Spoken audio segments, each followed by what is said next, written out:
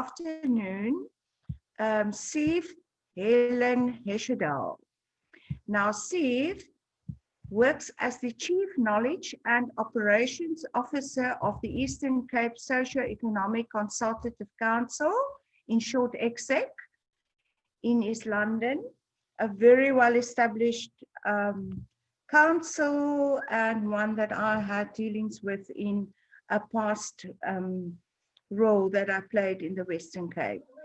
They are based in East London, Eastern Cape. ECSEC is a public entity responsible for multi-stakeholder strategic planning in the Eastern Cape.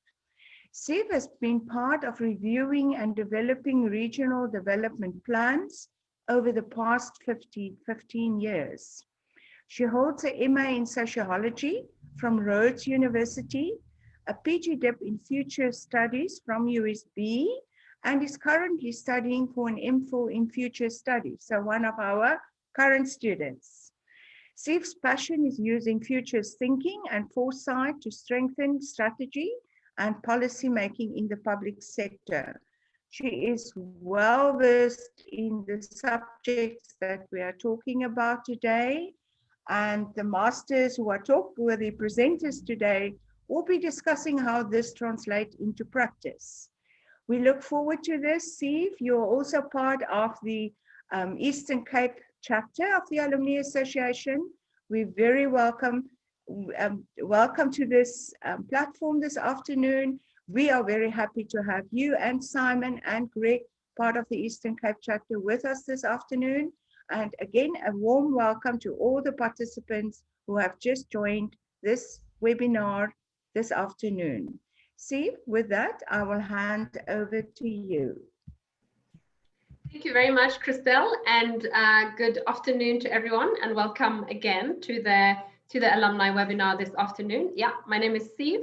So it's both exciting and a little bit nerve-wracking to be moderating a discussion with my my lecturers and my seniors in future studies at Stellenbosch, but a great opportunity. We were asked, I've been co-opted into the alumni chapter in the Eastern Cape, and we were hosting this, and we were having discussions about what is important for the alumni, for business leaders and thinkers to engage with at the moment. And of course, one talks about change, and one talks about how to lead. And I think there's been other events organized by the Alumni Association, the Business Breakfast, a couple of weeks back. So we then sort of looked at our region, and we look at uncertainty, and I think this took us into wanting to put the invitation through to speakers from Institute for Future Studies. It's obviously been a period of a lot of change that maybe we didn't foresee or we could have foreseen, and that really is that kind of tension that foresight and future studies deals with. It's all those things that are unthinkable, but yet, they don't have to be unthinkable if we've got better tools.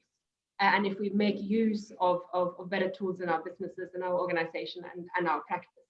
So that really is, I think, what foresight is about.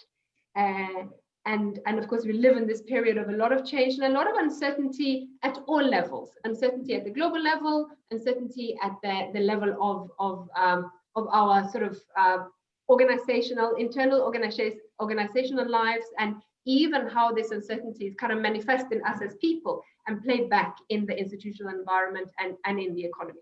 So really, that's why we wanted to deal with this topic today. We've got two speakers, Dr. Njeri Mwagiru, who is a senior futurist at the Institute for Futures Research which is part of USB, and she leads the African Futures portfolio. She has a master's in international relations from WITS, PhD in business administration from UCT, and her work is around capabilities of individuals, organizations, and countries in Africa to navigate complexity and uncertainty, and to keep that focus on the long term. And she edits the African Business Futures, which some might know as the subscription publication from Institute for Futures Research. And she says that her vocation is to support knowledge sharing, knowledge exchange in the service of strategy.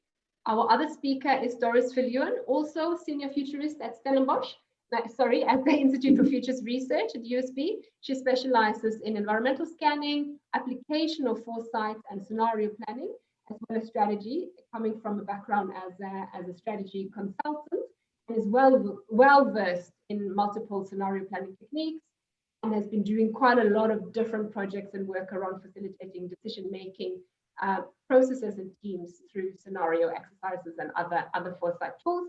She has got a master's in future studies. She is my lecturer in future studies. And I see some of my fellow MPhil students are on the chat there as well. And she's currently working on studying towards a PhD in future studies, looking at the future of work. So two very exciting speakers that are with us today. So what we're going to do, I'm going to hand over to Njeri. She's going to speak first. The speakers will take about 25 minutes or so each. So I'm going to hand over to her, and then we will hand straight over to Doris, because really these things have been put, as one talk, if you like. And then we will take questions. I'm going to take the chat first, and then also for those who want to put up their hand and rather put the camera and speak, you can do that. But please put your issues in the chat at any time, because we also said it's interesting to know, if particularly Doris, at least she was going to be listening to Njeri, and then she can, catch up a little bit. So put your questions or comments in the chat, and then we will we'll deal with them afterwards. So we're already down to 1 hour and 20 minutes. So without anything else, can I hand over to you, Dr. Mwagiru? Thank you so much, Siv, for that introduction and for sharing a little bit about who I am with the colleagues and friends online. And hello to everybody that's joining in on this alumni webinar that's discussing putting foresight into practice. I really am thrilled to be here to share a few thoughts on the work we do, some of the challenges we face, our hopes and dreams as well, looking to a brighter future. And I'm really pleased to be joining my colleague and counterpart, Doris, in sharing some thoughts around how we are experiencing the foresight field and the growth of the foresight field in South Africa and within the broader African context. So let me share my slide and do the slide presentation. And I will speak to a few points and share an outline of what my few inputs will be. And I look forward to engaging you during the Q&A session as well. I welcome your open engagement, and please feel free, as Siv mentioned, to use the chat function. So this is me, Dr. Njeri Mwagiru, and I'm currently the Senior Futurist at the Institute for Futures Research. I'm going to start the session by sharing a little bit around what we do at the Institute for Futures Research and how we put foresight into practice. So I'll give a bit of an overview of the African Futures lens, also speaking broadly to the IFR for those of you that are not familiar with us. And then I'll speak a bit around how we're putting foresight into practice in the African region, in the African context. What are the lessons we're learning?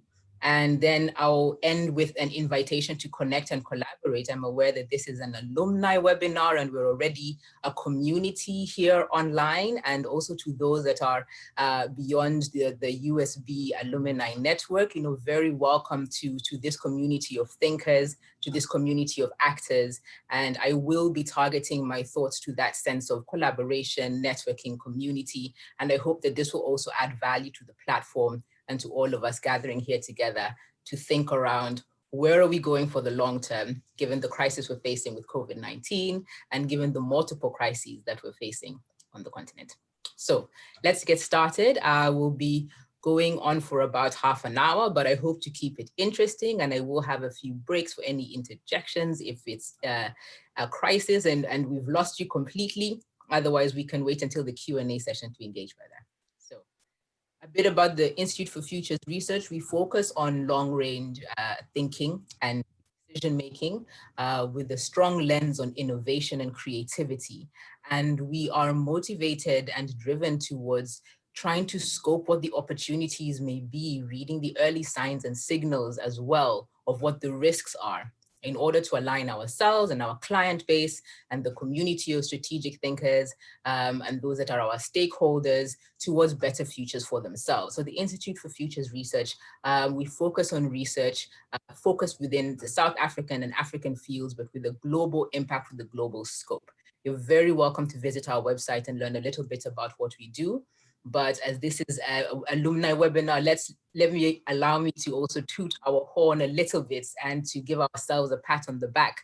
As the Institute for Futures Research, the IFR, is the only one of its kind on the continent that's offering academic programs that specifically look at strategic foresight and strategic foresight methods and tools. So I think that is really a wonderful positioning for us as the IFR to contribute to not only thinking long-term within South African and African regions, but also to represent that long-term thinking community for the broader, within the broader international and global context. So we sit at the University of Stellenbosch Business School, which is within the Faculty of Economic and Management Sciences at Stellenbosch University, which is one of the highly acclaimed universities on the continent. So we grow qualified and professional futurists. As I mentioned, we're unique in that we offer academic programs that allow you to grow your skills and learn about techniques and how to apply tools of strategic foresight and futures thinking to the work that you do. So we grow qualified futurists and, I beg your pardon, and we aim to build a community of capable and resilient individuals, organizations, and broader sector areas that can deal with the rapid change and increasing complexity that by now has become a cliche when we describe the times that we live in. So I won't go on too much around the volatile, uncertain, complex, ambiguous, and very uncertainly changing world, rapidly changing world that we live in. But we are driven from a values framework towards creating a desirable future. So we do have an optimistic lens in terms of what we believe is possible for the region, for the country, for ourselves. But we're also very much motivated by that passion to create a desirable future, to build a better future. So I'll be speaking a bit around how do we put this interest, how do we put this passion to work, and how are we finding the context, are we finding a fertile landscape for this kind of thinking, for this kind of approach within the African region. So as I mentioned, I'm focused on the African futures portfolio, and Doris leads the South African futures, and I know she'll be speaking a bit around her work as well when she does her session in a few moments after mine. And to give you a sense of how we engage with the community and how we engage with our client base, we have a range of publications and knowledge products where we speak around futures themes, and I'll talk to the themes shortly. We facilitate thinking sessions, so we think together with you around the futures, and Doris will speak a bit more around how we apply that approach. And we also have a specific toolkit and methodology that we apply to assist interested stakeholders and parties to read the context, to anticipate change, and to be able to adapt and align themselves to anticipated changes around the corner. So we also upskill both in an education, academic sense, as I mentioned, but also through executive education and short courses, and for individuals that are interested in just having a sense of what futures thinking and strategic foresight are. So the future is a very broad field. The present is a very broad field. We live in a very complex world, but we have narrowed down to some broad themes at the Institute for Futures Research, and I thought it might be helpful to just show these here for you to get a sense of how we're aligning ourselves to the many trends that impact our businesses, that impact our policy and our strategy. And as I mentioned, do visit our website to get more of a sense of what we mean when we talk about the new world of business. But our interest, as I mentioned, is to align corporates, to align organizations in terms of a future fit and a future preparedness strategy. We're also very much driven from a social capital perspective in what we believe is the richness of the human capital that's embedded within the continent. I could rattle off quite a few statistics around how we're the youngest continent. We're going to have the world's largest workforce by the year 2040. So the social capital element of the work we do is very strong and quite focused. And we have other themes that touch on security broadly in terms of physical security, of course, health and well-being security, but also cybersecurity, personal security in terms of gender-based violence. So we explore a broad range of themes. And for those of you that are familiar with the futures field, you'll be aware that futures thinking does require us to have a very wide scope of the issues that we engage with. So why? Why are we passionate about this? Why does the Institute for Futures Research exist? Why are we researching into long-term trends and engaging with interested parties around foresight?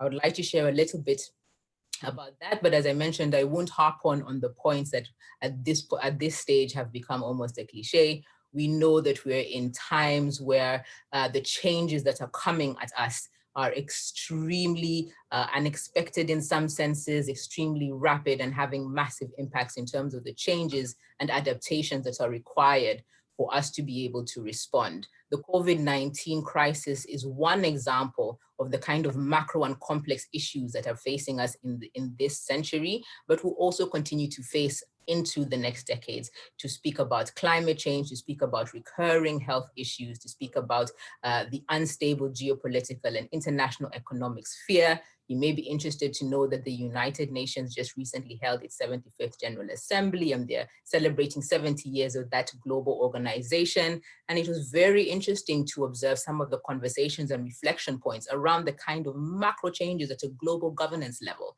which would of course have impact all the way down to the individual. And so we believe that putting foresight into practice within this context is not only important and valuable, but is critical.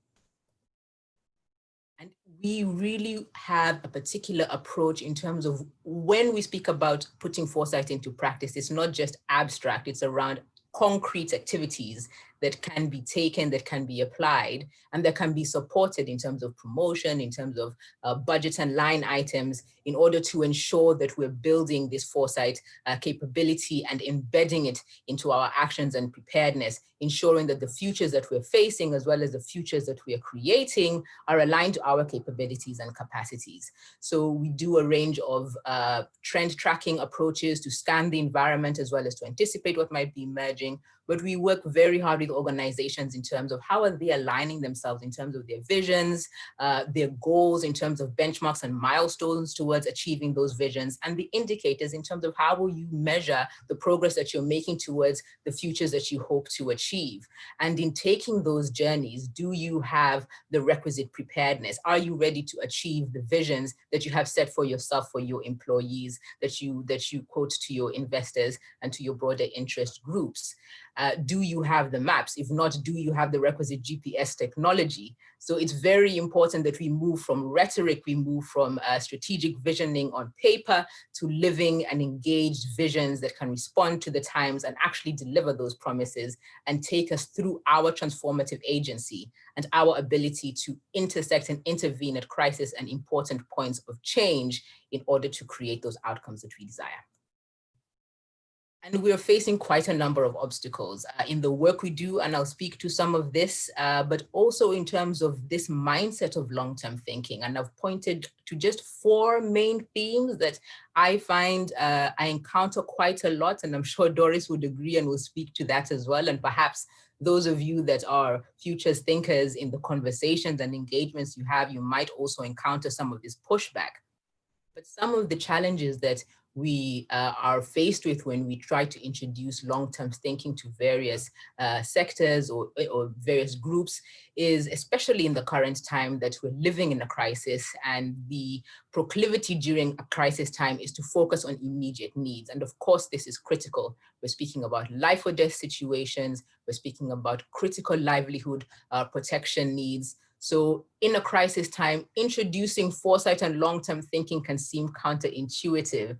And yet from a futures perspective, we would argue that it's the long-term thinking, it's the strategic foresight and the preparedness that will allow us to better respond to crisis, and that will allow us to position ourselves in a much more stable position given the instability of the context. So yes, we're in a crisis, we're in crisis times, we're in a crisis era, but we do believe that strategic foresight, long-term thinking is one of the very critical approaches to enable us to navigate those crises. The other strong pushback we get is the normalcy bias. And I would like to refer to this strongly in terms of the other 2, inertia and structural rigidity. So the normalcy bias is the idea that things change, yes, but they generally tend to stay the same. The saying that the more things change, the more things stay the same. So there's a strong tendency in how we think, in how we approach our strategic planning, to assume and to therefore apply ourselves in a way that has a normalcy bias and assume that we will return back to normal. And we see it even now as we are addressing the COVID-19 and thinking about the post-COVID world. there's a strong tendency to assume we will revert to many of the same practices that brought us here, which is definitely a possibility, but we would need to question very carefully about whether it's desirable and indeed, is it wise? And that's why I would like to enter into the structural rigidity conversation, in that we're finding even where there is will to change and to adapt and to bring in that flexibility, the structures and the mechanisms, institutions that are in place currently are quite difficult to shift. And it's a paradox when we speak about the African context, and I will bring this up later in a moment, because we also have contexts where there's a lot of shift and institutional flux and change. And it seems that there's two operational models, both a sort of visible operational model and a more embedded, implicit operational model in terms of how leadership and decision-making occurs in various spaces. But nevertheless, we do have structural rigidity in terms of the kinds of processes and policies and structures that are in place and their ability to shift or adapt quickly and with flexibility, given the rapid changes that are facing our context.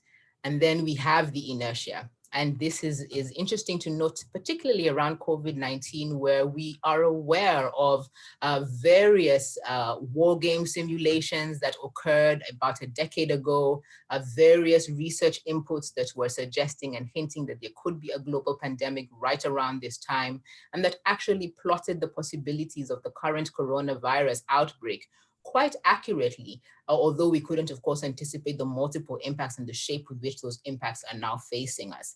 However, we did have the insights, and what we are seeing was a challenge was translating those insights into the requisite preparedness measures. So we're seeing a sense of inertia even amongst our community and those that we engage with, where despite the insights, despite the engagement in strategic foresight, it's kind of a creative and an interesting activity to do, but it doesn't really translate into the next step of what building futures and applying strategic foresight requires.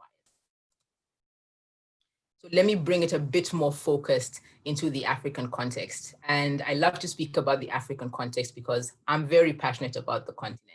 I truly believe in the potential and the possibilities here, and in the emergence of alternative futures and the availability of the space for us to explore those alternative futures and how they might emerge. So I'm very excited around the innovation that the context provides us to put foresight into practice, because it's so complex, because it's so complicated and diverse, and because it's so new in so many ways, as well as because it's so traditional and conventional in very many other ways. So it offers a very rich context for putting foresight into practice. Our vision at the IFR is to introduce strategic foresight and long-term thinking continent-wide. And it's an exciting time for us to do this because we are fitting in quite well with initiatives that are already occurring around the continent. But in thinking around African futures, as we were engaging with the complexity and aligning ourselves to the possibility of the continent, we're finding that putting foresight into practice and overcoming the obstacles I mentioned, the normalcy bias, the assumption that things will tend to remain the same, the structural rigidity, so the assumption that things cannot change structurally, that things are the way they are, they're set, the inertia, the sense that, well, even if we can, or even if we should, we can't, and also that sense that Africa is not really going to have the potential to leap into its possibilities. So in terms of dealing with the context and the African futures perspective, we're finding that we are dealing with a multiple and various lenses and narratives that speak to the African continent. I speak around this quite a lot, and I invite you to look up some of the work we've done at the IFR around African futures narratives.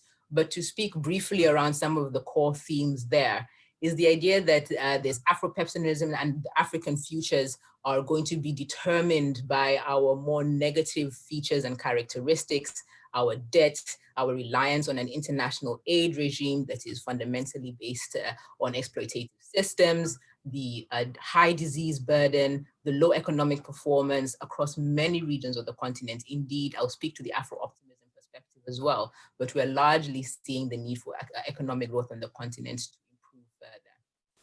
We also have the narrative of the continent that speaks to the natural endowment of the continent, that speaks to the conservation angle of the continent, and also to the youth possibilities and the youth demographic. So we also have a continent that speaks very much to the cultural heritage and to the possibilities embedded within where we reside. And yet we're very aware that there's a huge leap And this is where I would like to focus the remaining part of my few inputs here. There's a huge leap in translating that future vision and those possibilities for the continent into actual yields in terms of economic growth, for instance, but also well-being and social development for the masses of the populations. While we have a massive endowment of natural conservation environments, we're also seeing that we will be the most impacted by climate change impacts, and we don't have the requisite preparedness measures in place, despite the fact that we are aware that we will be the most impacted region with climate change. So are we seeing that translation of the insights into actions? And how can we as a Foresight community, as a business community, as leaders in our respective fields, contribute to translating and bridging that gap between the insights we have for the future and the actions we need to take to build those futures? As I mentioned, we're excited at the IFR to be thinking around African futures and putting foresight into practice in the continent, because we're aligning well to the African Union Agenda 2063 vision, which is only as old as 2013. So it's quite a new approach, even within the AU structures, trying to think around the continent 40 years from where we are now, and 100 years since the establishment of the Organization of African Unity, which was the forebearer organization to the African Union. And of course, South Africa and Cyril Ramaphosa are the current chair of the African Union, and so South Africa is currently strongly positioned within the organization. And the African Union has an Agenda 2063 vision. It's one of the few regions of the world that has established a vision for the continent-wide and received the relevant ratifications from member states towards a contribution and dedication to achieving this vision. So the Agenda 2063 document is a blueprint, and it will be followed by successive first 10-year implementation plans. The first 10-year implementation plan is due to conclude in 2023. And I'll speak a bit around the progress we are making as a continent, translating this vision of the Agenda 2063. And we could talk about the vision more, but let's take the vision as it is. How are we translating this vision of Agenda 2063 into the Africa that we want as described by the vision?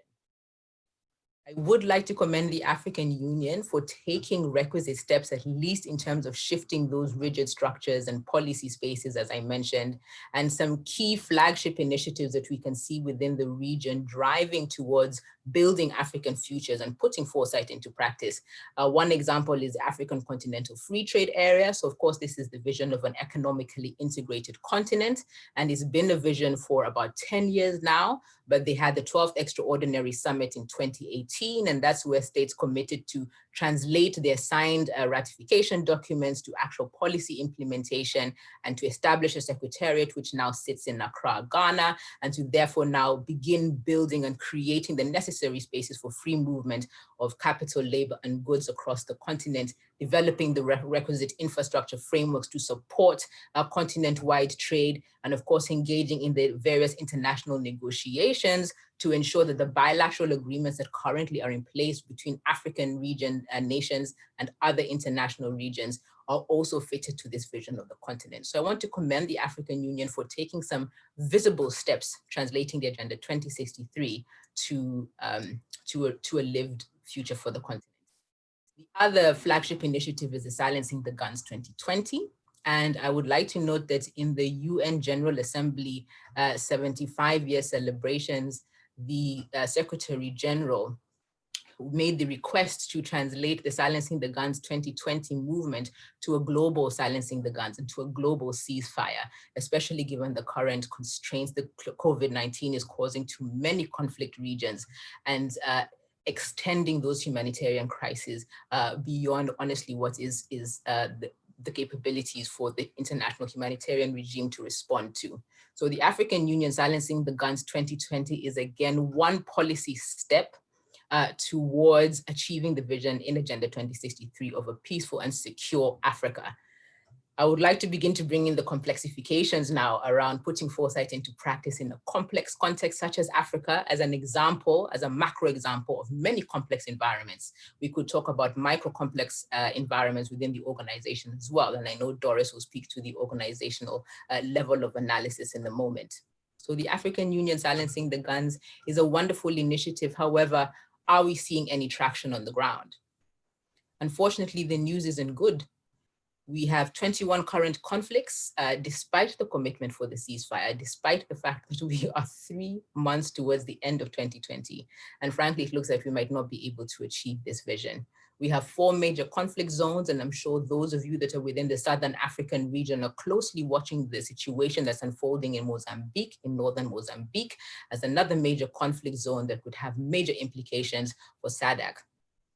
And these major conflict zones are driven by what we refer to as wicked problems, so deeply embedded problems such as entrenched poverty, income disparities, regime change and succession challenges, so deeply embedded challenges within the African context. And an interesting question is, in putting foresight into practice, yes, it's commendable that we're taking the steps to put structures and policies into place and to shift that structural rigidity. However, are we putting those policies into place where they would have the best leverage?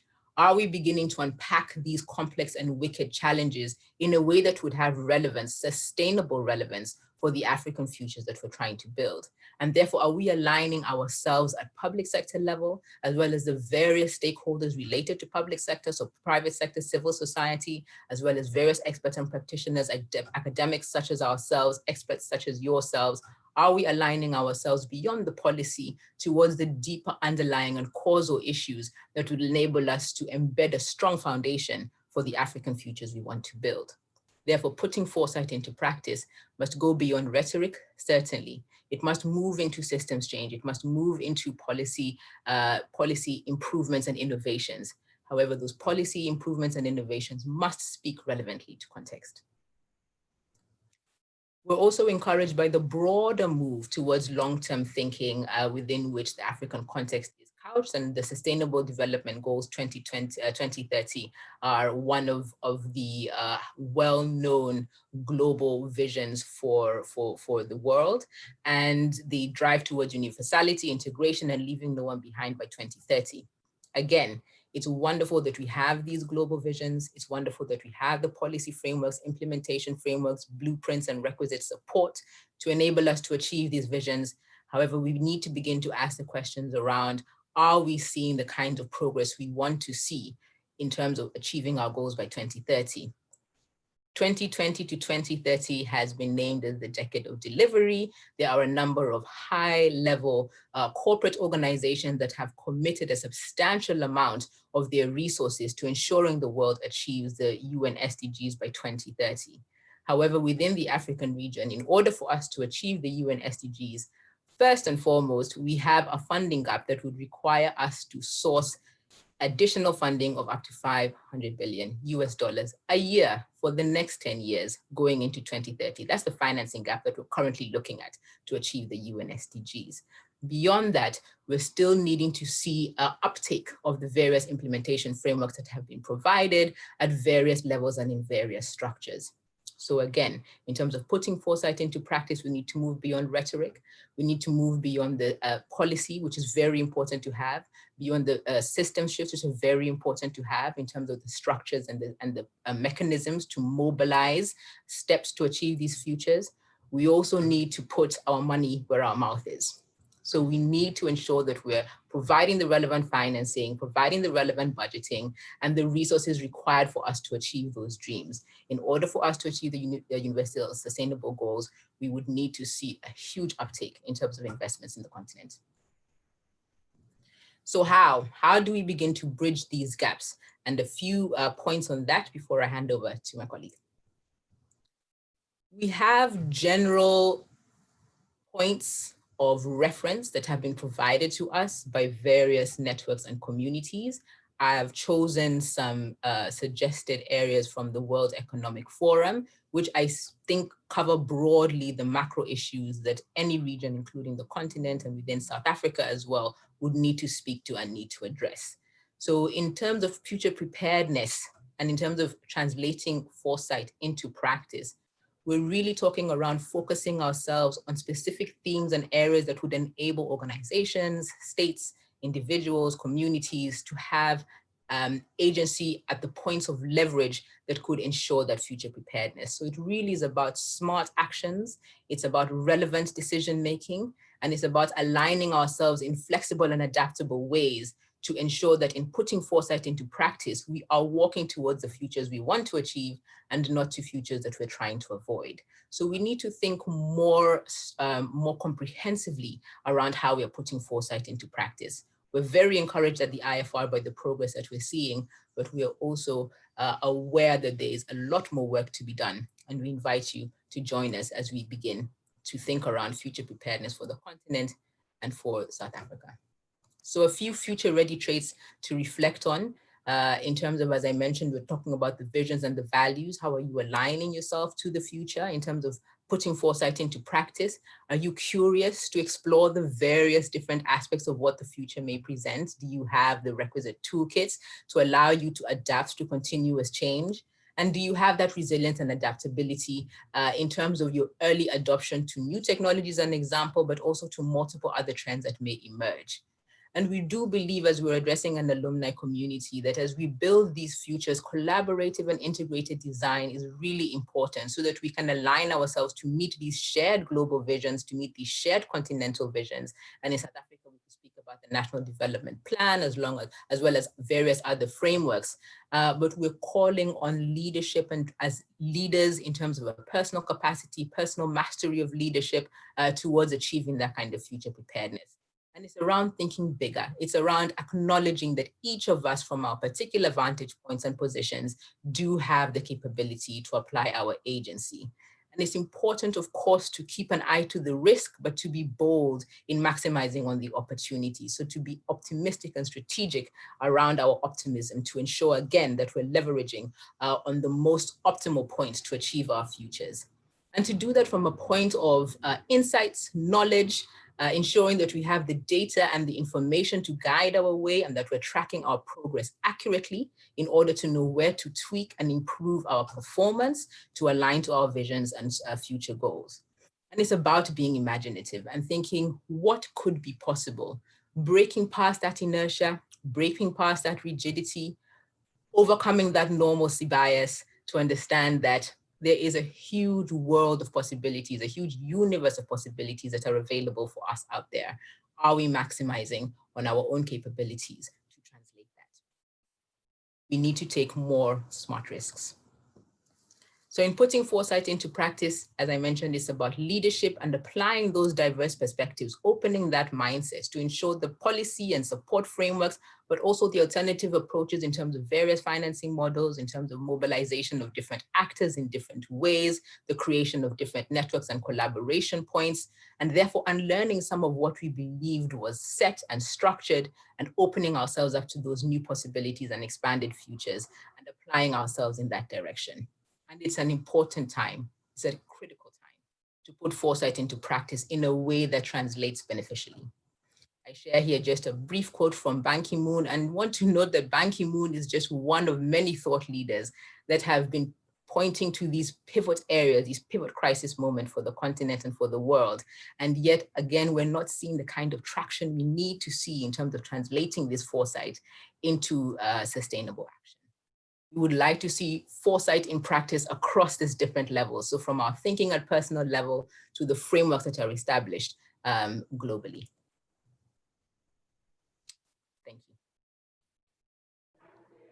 Thank you very much. Thank you so much for sharing with us what foresight is, how it can be used, some obstacles, and I'm sure these the traits you're putting forward, as well as the 4 obstacles, hold true for the personal level across all these various the circles that you put there. So thank you so much. I think there's a few questions, so we just want to keep you guys engaged and going. We just want you to take a minute or 30 seconds to answer a few questions. If we can launch the poll before we hand over to the second Doris for the second part.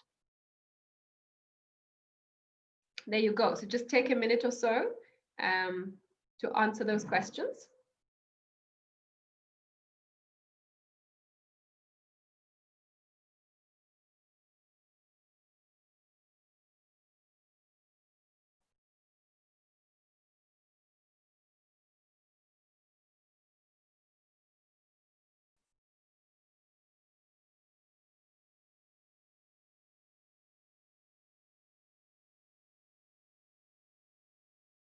Okay. I can't see from my side how many have submitted, but I'm sure that is enough time. So I think the poll is down. We will come back to the answers, you know, to get a sense of that as we go, maybe in the reflection. So I think for the second part, I'm going to hand over to Doris to talk about then how this is landed in the South African context, in an organizational context, and just a little bit more about some of the work and examples that IFR has been working on. Over to you. Okay, cool. Thank you very much, Steve. And thanks, Njeri, for that beautiful view of what is going on. I will be sharing a little bit of theory about foresight in organizations. So just let me quickly get there.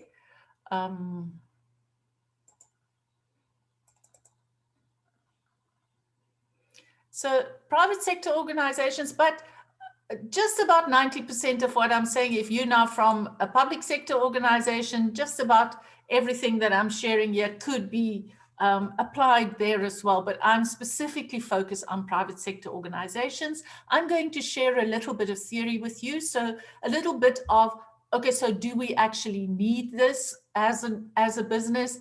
A few benefits of using futures thinking or foresight. And then if you are considering doing something, establishing a foresight unit, where you would put it up in your organization, a few roles that foresight people would play. And then if you're considering recruiting, what is it that you will be looking for if you are recruiting for foresight kinds of competencies? And then a few war stories, a little bit of an overview of some of the projects that we've done recently. All right, so organizational foresight. All of us have a job as leaders of teams, of organizations. We help our people through a continuous journey. Not just, the picture may look a little bit linear, but it's a continuous journey where we move people from sensing, finding out what's going on, to sense making, to change making.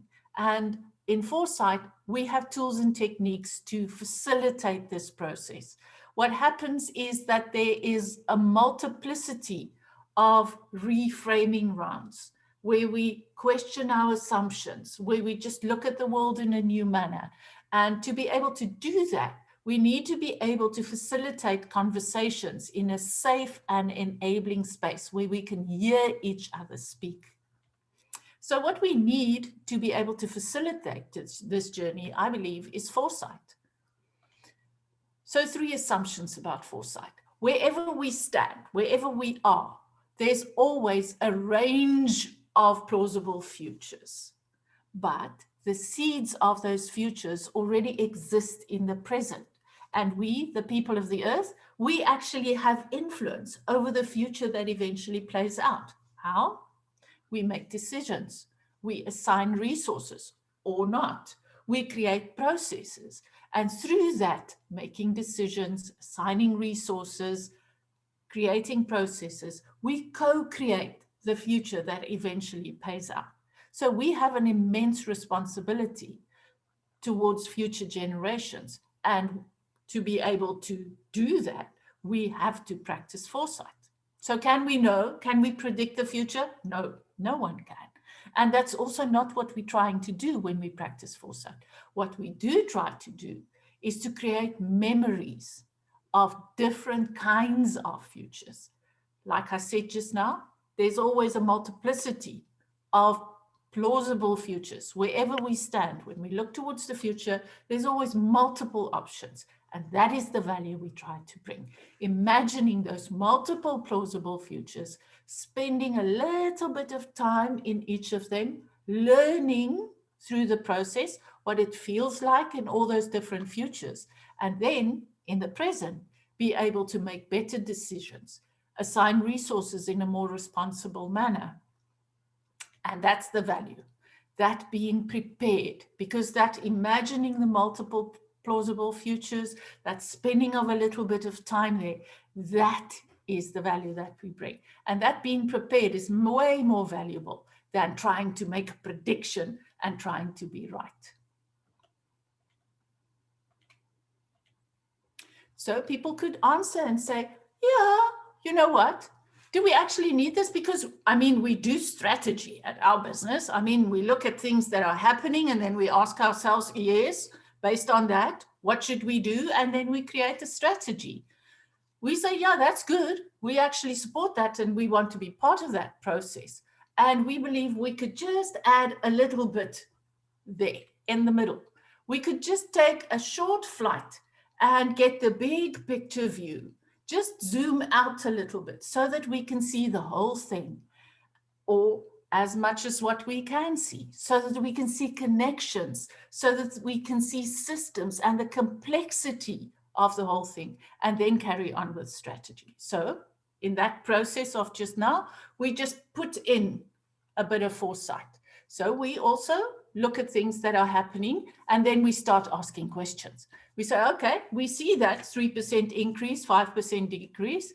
And then we say, what seems to be happening there? And then we start analyzing and say, okay, but what is really happening? What is actually going on? What is lying beneath that 3% increase or 2% decrease? What's happening in the minds of the people? Why is this thing happening? And then we start with the prospection, creating those multiple plausible futures where we say, but what could happen? What are the different things that could happen? And based on that, we generate the outputs in asking, okay, so what might we do? What might we need to do? And that, we believe, creates a much richer and a more responsible strategy in the end. So the potential benefits of thinking in this way. The first and obvious one is that you're going to recognize systemic complexity. You're going to be able to see how parts are connected to each other. You're going to be able to identify the most optimistic or optimal leverage points where you could intervene in a system. Because in a complex adaptive system, there are places where you put in resources and the system just sucks up the resources and it doesn't really make a positive change in the system.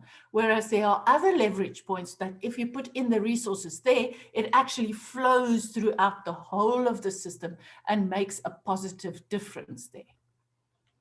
The second thing is the obvious one, where we create those multiple possibilities. And maybe through the process, and this is where we mostly use scenarios, you are going to identify not only potential risks, many people focus a lot on the risks, but you're definitely going to see emerging new opportunities where you may be able to benefit going forward.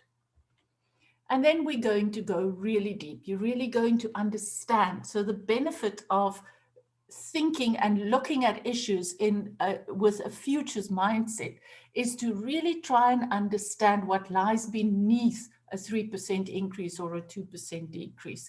We really try to understand what are the systems that are enabling this, and then even deeper still, what is going on in the minds of people? What are their views about this issue, about the world in general, and how they perceive or believe it to be supposed to be like? We also explore the types of words that people use, the stories that they tell each other about this issue, so that when we communicate, we can translate our communication into the language that people speak about this issue, so that they could hear us when we talk about it. And if we need to facilitate change, we know where to start. We know the kinds of narrative to use. We're also going to go really, really wide, because we're going to sweep in multiple perspectives. We're going to hear different views, sometimes totally contradicting views. And that is why we need to create these safe and enabling spaces where people could have meaningful conversations about things, so that they could listen to each other, hear each other, and make plans together so that they could work together. And then we're going to extend time horizons. We're going to, whenever we think that we have something that could work, a really good decision, we could put that in the middle and use one of our really cool thinking tools. Some people call it the futures wheel. I like to call it the wheel of consequence. And then we put that, what we believe is a good fix, in the middle, and we start imagining, okay, if we do this thing, what is the first order consequences? and what are the next order and the next order consequences of each of those consequences. So we build out the wheel. And what this futures wheel usually does is to show you, because sometimes in that second and third order, we get these unintended consequences, things that sort of nullify our good intentions. On the other hand, we also see beautiful next opportunities in that second and third order consequences. And then, of course, you're going to want to make a difference. You're going to be able to make a difference.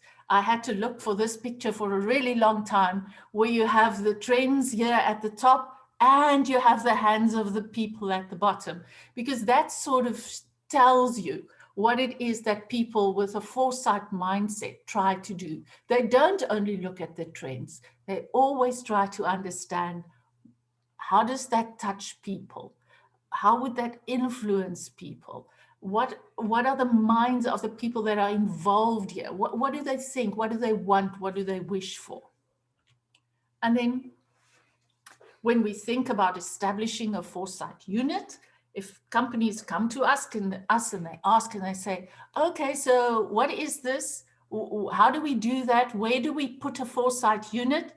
There is one person, but Stella, he did quite a bit of research. So a lot of the stuff that I'm going to share with you, I got from his research. So he did a research in an industry and looked at where people decided. And then from our own experience at the IFR, we are looking at what our clients are doing. So I'm sharing with you the ones that we find are the most prevalent ones. The first one is to establish a dedicated foresight unit, where the people that are working in the unit, then you obviously get this unit, just like what you get a risk function, or you get a marketing function or a strategy function, you get a foresight function within the organization. And the people that work here, they are dedicated to foresight only. They concentrate on future studies, they build links with other units within the organization.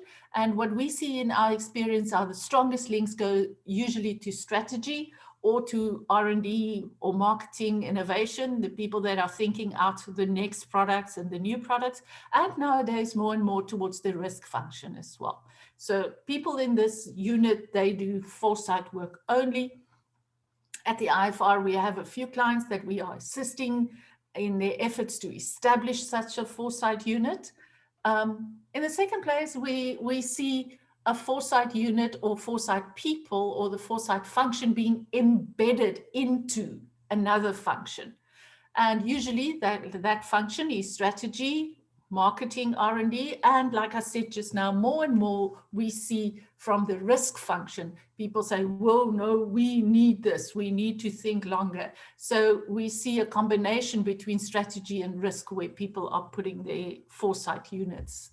And usually what happens here, and what should actually happen, is that foresight unit should be strongly linked throughout the whole of the organization, because the best possible outcome that you could wish for is that foresight becomes sort of a culture, that it becomes the way in which people are thinking in the organization, no matter on what level they are in the organization, that even people on shop floor level are thinking in a foresight manner, thinking about the longer future, thinking, okay, so how are we going to change? The people with their ears closest to the mouths of the customers, the people out there in the field, the agents, the marketers, so that they could pick up information that they are getting there and feed it into the organization so that meaningful decision-making can happen in terms of planning for the longer future. Another way is to just identify from time to time specific projects. And a lot of the IFR work come to us like this, where an organization or an industry body identifies a certain issue that they want to think about over the longer term. So a project is initiated, a work team is pulled together from different functions in the organization, they establish a team and they complete the project. Many organizations just say, no. This foresight thing, that is the job of the senior management, and we just rely on them.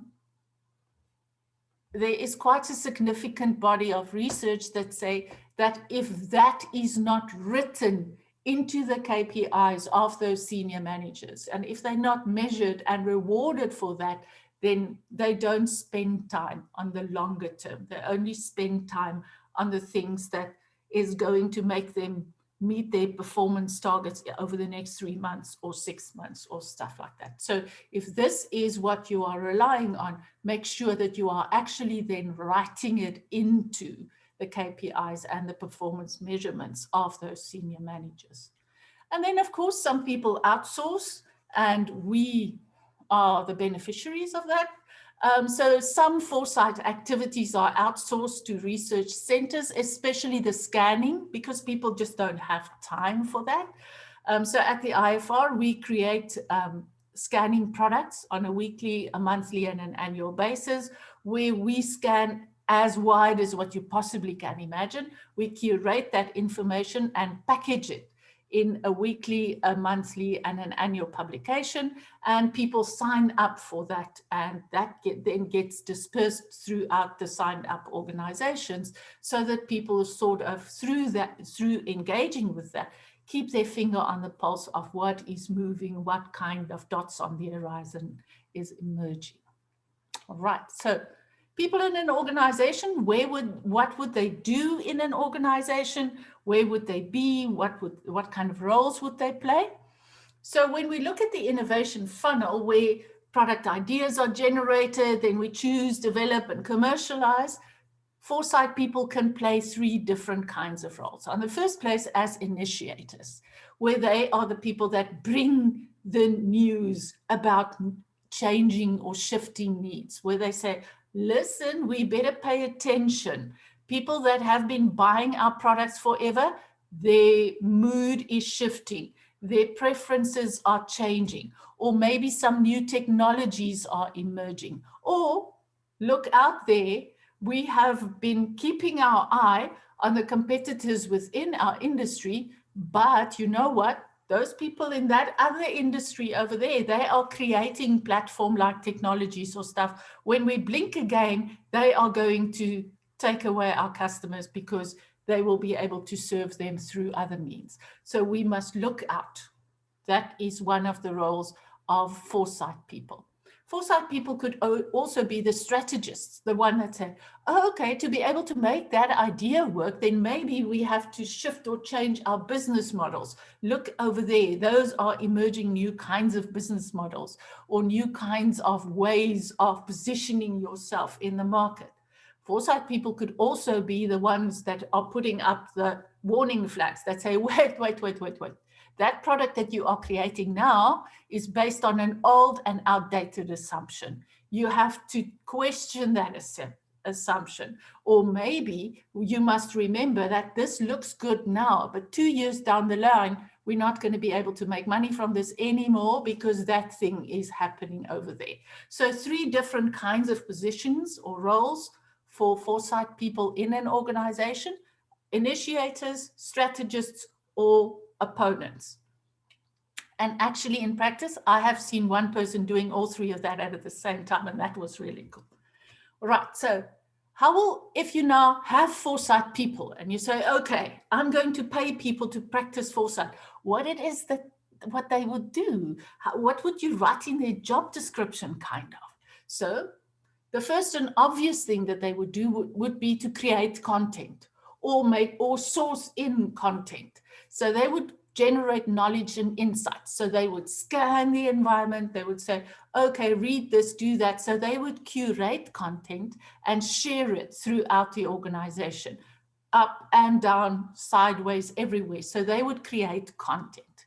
The other thing that they would do would be to create tools, thinking tools and approaches and processes, procedures kind of thing that fits your organization, because every organization has their own way, their own culture, their own way of engaging with information, with making decisions. And if you just use a thinking tool or something from outside and you try to sort of just plug it into the organization, you may find some unnecessary resistance. So one of the jobs of the foresight people would be to sort of tweak those tools to make sure that they fit into the kind of engagement that your organization prefers. And then the deeper, you will see I put it in a little bit of a cloud because it is a sort of a misty thing, but that is where the Foresight people start helping to change culture across the whole of the organization, to up the curiosity levels of people across the organization, to influence their mental models about new information and what to do that, and maybe helping them with that unlearning of old ways or flipping assumptions about what it is that we do and what we will be continuing to do, helping to change minds regarding the future. So Foresight people creating content, a lot of it, and sharing that content, a lot of process work, creating thinking tools, helping people to engage with it, and then doing this and helping with this culture and mindset change, upping the curiosity levels and the willingness of people to engage with new things. So if you want to start recruiting, what is it that you would look for in people? If you want to start moving people around in your organization or recruit, what kind of competencies would you look for? The first one is people that can accurately frame an issue and say, this is what we're going to focus on. And when they start doing a Foresight project, to actually stick to the frame or to know when to narrow or widen it a little bit. So, and that is a very special quality of people that can identify the core of an issue. Because sometimes we see something and we think, we need to know more about that. But only when you really start looking at it, you realize, oh no, but that was only the symptom. The real issue is a little bit deeper or sits in a different place. So you need people that are good at this framing thing. And then you need the curious people.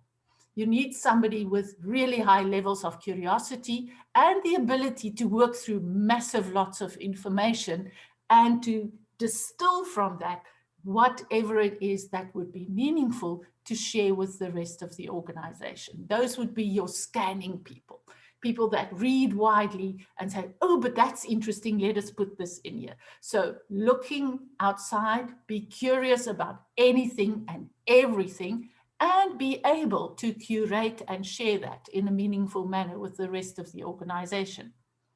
And then you have to have people that can imagine multiple plausible futures.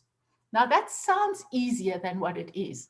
Many people can imagine one thing, one next kind of future, the one that they believe will actually happen. Because since we start school, we are taught to think in a very linear manner and to have one correct or right answer. So to be able to imagine multiple plausible futures doesn't come easy. So if you find somebody like that, hire them immediately. So being somebody that can imagine those multiple plausible futures and be able to communicate that to others. Other type of quality, as we go through it, I'm sure that you are realizing that all of these qualities does not necessarily live inside of one body. If you do get one person that can do all of that, hire them immediately. But sometimes you need to put together people that are good at different bits of this so that they can make up a good team.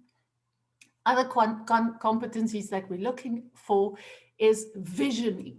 In other words, people that are able to say, okay, of these multiple plausible futures, which one is our preferred future and how will we be able to get there? What will we have to do? So those strategizing, visioning kind of people. And the next kind are the translators, the people that can actually then design that vision into a game plan and say, okay, but that means that we need this kind of structure, that we need this kind of model, that we need this kind of processes and procedures. And then we need the convincers, the people that help the whole of the organization to adapt to a new change, to be able to change, to unlearn, to relearn, to move from one prior state to a new kind. So those are the kind of competencies that you look for in Foresight practitioners if you want to hire them. So for the last minute, I'm quickly going to share 2 or 3 of our recent projects. So in 2018, we got this really cool research, and I thought it was really nice because it was for the futures of basic education for a private client, until I read the date and I thought, 2053, I mean, that's long even for us. And I asked, but why? Why 2053? And then they said, you know what, in 2053, we are going to be 100 years old. And we want to already decide what kind of buildings do we have to invest in next year? What kind of skills do we have to develop for our teachers and things? So we want to know at our 100-year anniversary party, we want to imagine what that is going to look like so that we can start making decisions. So what that was, so what we did in that research, we did a wide scan of South Africa's society, what it looks like. We did research on the changing nature of learning, what this means for teacher skills, and therefore, what are the key people management themes for the next 10 years? So we brought that narrower. So in terms of teacher skills, what are the people management teams? We looked at the changing world of work, what that means for matriculant skills. We looked at potential things that just could disrupt the whole education scene, and then the hiring and talent development strategies towards 2053. So that was that research. That was really cool and interesting to do that one.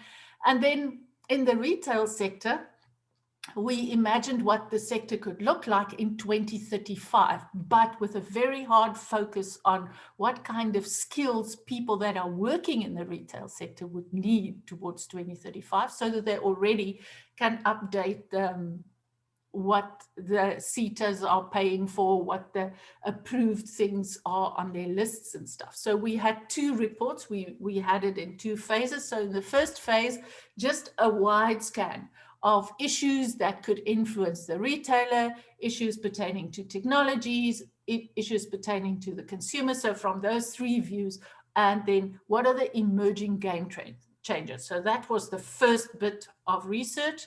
Then we had think days with industry stakeholders, and then in the end, we created a final report. And in the final report, we had the key factors that would influence retail towards 2035, some tech trends to watch.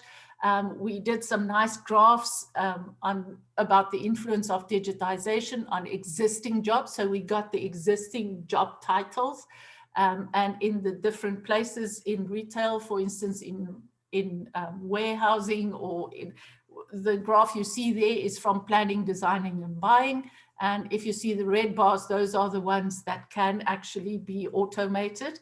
And therefore, those jobs probably we would be seeing much less of going forward. We created 2035 scenarios, and we identified a few next jobs. We had quite a lot of fun in imagining what the next jobs could be in retail.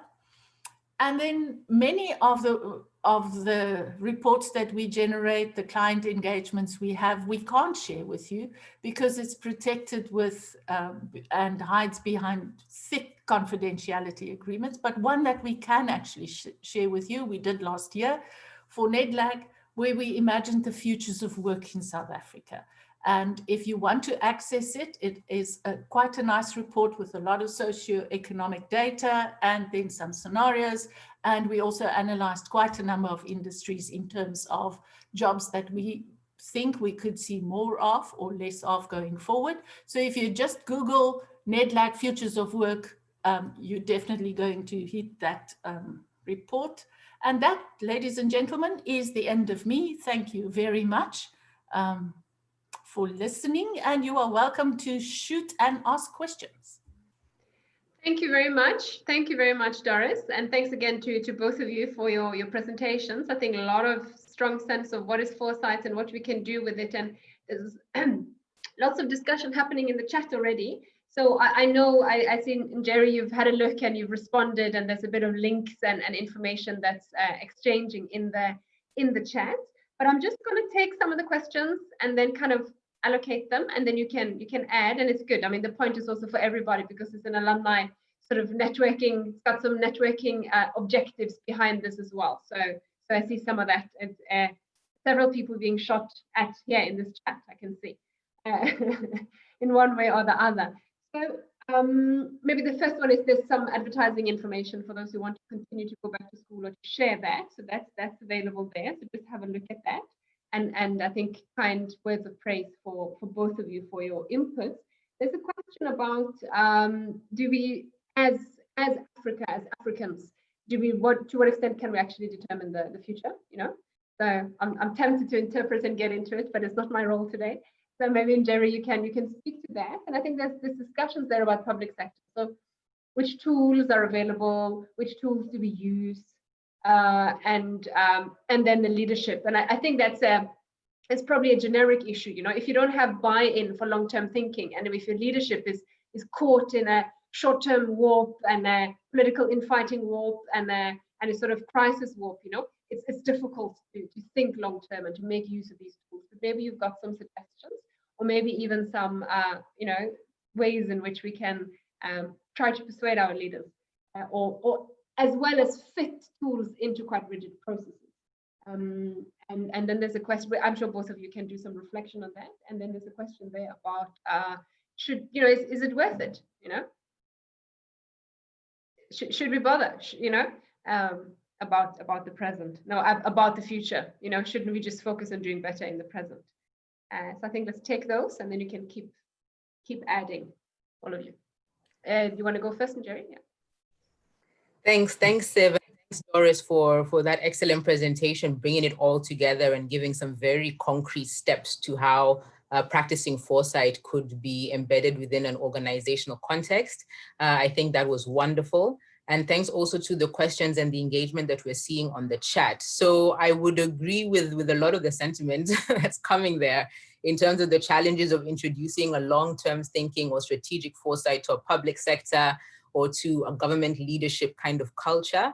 I will share that we're currently working closely with a number of African Union member states on building the African Governance Future Scenarios 2063, which is looking at what would the future of governance look like in 2063. And I mentioned this project because it has truly been an eye-opener in terms of what these kinds of conversations demand. So maybe to speak to some of the challenges we faced.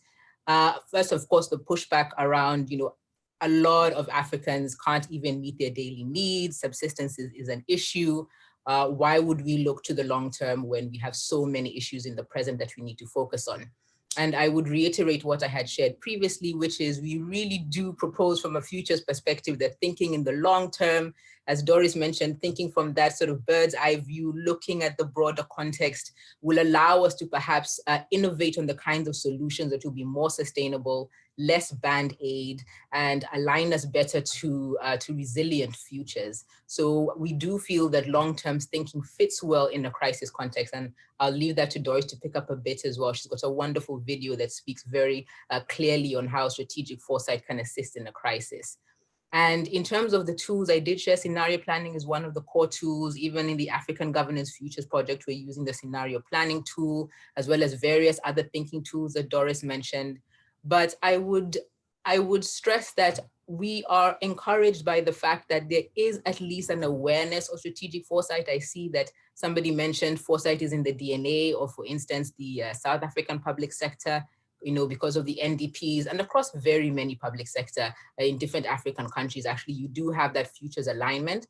We're finding the issue is translating those visions, those intentions, and quite frankly, that rhetoric to, you know, to policy implementation and impact on the ground, and to outcomes that would indicate that we are achieving those development goals, that we are moving towards the vision that we set for ourselves.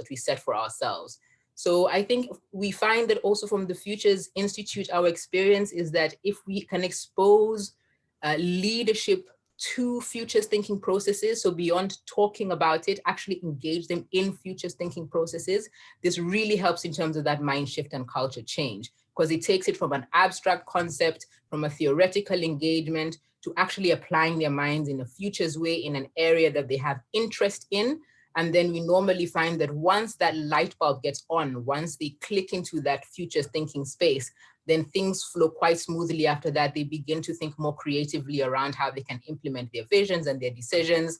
So the exposure to a thinking process, to a future thinking process, is really critical in terms of opening people's mindsets to future thinking. Thanks a lot, Doris. Yes, I have two remarks. So is it worth it in corporate or private sector terms? Luckily, there was some nice research done by René Rohrbeck and his friends. In 2008 already, they identified a number of large organizations and assessed them according to what they call their organizational foresight or orientation. So they gave them sort of a score and said, well, okay, we have looked at these lots of organizations and we gave them. So that research was initially done to test and develop this organizational foresight orientation sort of test toolkit kind of thing. And then in 2018, they realized, you know what, 10 years ago, we tested all of these organizations. Let us see how they did, because they had an indication of what those different organizations, organizational foresight orientation were in 2008. So 10 years down the line, what they then could do is to look at the financial performance. So they only looked at the financial performance of those organizations over the 10 years. And guess what? The ones with the higher organizational foresight orientation in 2008 outperformed the others over the 10-year period. So if you're wondering whether it is actually worth it in terms of the bottom line, yes, it is. And then in terms of thinking about the future, especially when we are in a crisis, I grew up in Mpumalanga, where there is a lot of forest fires. And one of the most vivid images I have in my head is when there's a really large forest fire and it's sort of getting out of hand. And you have multiple firefighting teams in multiple areas and zones. What they then do is to put an airplane in the air, a light aircraft up in the air with somebody up there being able to communicate with the teams on the ground, because that person up there can see what the fire is doing, can have this overview of what is happening, where's the wind, are we getting close here? Because the people on the ground, they just see the flames in front of them. So what I would preach for is not an either or kind of thing. Should we focus now? Should we focus later? Because we can't do either or. We can't just think about the future and not think about today. We have to do both of those, and preferably in an integrated manner. We have to think about the long term, about now, about the long term, about now, all the time together. Thank you. Thanks a lot, Doris. I'm going to give, there was one more, there's one question I'm going to ask. I think the results from the poll is going to be released here. And then maybe, Njeri, you'll have a look and you can see if there's anything to comment on, okay? And Doris, or maybe both of you want to comment. There's a question about pastel. So what do we use to structure our environmental scan? You know, we go with pastel, or are there any other longer extensions of the pastel that we should go with? Any maybe any guideline on that? And then I think we're just gonna take the last, okay, let me have a look. So confidence is about sort of almost split down the middle. We are all very worried about South Africa, geez, 94%, and we're all keen on learning. So that at least is good, you know, as a basis for learning. So I think I'm going to just, yeah, Doris, or even Njeri as well. Do you want to comment on the pastel environmental scanning issues? Yeah, I think pastel is always nice because it is, it's so, because remember, what we have to do is to get everybody involved. And just because, so pastel on its own is good because it covers such a wide range. But the other thing that makes it engageable, if there is even a word like that, is that people have heard about it before.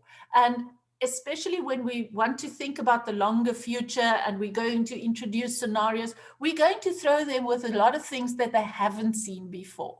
So to have a word or three that they at least recognize and that they feel comfortable with would sort of keep them close. So I support PESTEL. I like PESTEL. There are very many other ways of looking at things, but especially if it is sort of a new engagement, I would support PESTEL, definitely. Okay, thank you. Njeri, do you have any comment on that? And there was one more about wildcards. I think that was added here as well. Oh, I see you've commented already. Yes, but I mean, we can also pick it up on the platform here. To agree with Doris, yes, I fully support what she's saying on PESTEL and that it provides a framework. And also to pick on one of the points that she raised during her presentation, that we really also encourage taking these tools, taking these thinking frameworks and applying them to your particular context. So personalizing them, customizing them for your own areas of focus or for your own particular interests. So, do feel free to take these tools and apply them in a way that makes sense, populate them with other interesting points that you want to consider. And at the IFR, we have a wonderful colloquium space where we invite thinkers to think out of the box in these ways around how we can apply these kinds of thinking and tooling in creative ways. And yes, in terms of the polls, yeah, well, I think the polls actually reflect a lot of what we are seeing in the environment as well, that we are getting more and more confident that we do have the tools, we are building the awareness around the importance of strategic foresight and futures thinking, and yet we're still extremely worried about our capabilities to translate that into an actual state of future preparedness. So as I mentioned, there's quite a lot of work to be done there, and we're definitely doing our bits at the IFR and at the USB, and we have quite a growing community of futurists in South Africa and within Africa, and also spread internationally with an interest in African futures. And perhaps to speak then to the question, Siv, on African futures and can we design and create our own futures? Absolutely, we can design and create our own futures. And I think it's important for us to step into that space and to apply our agency in that way.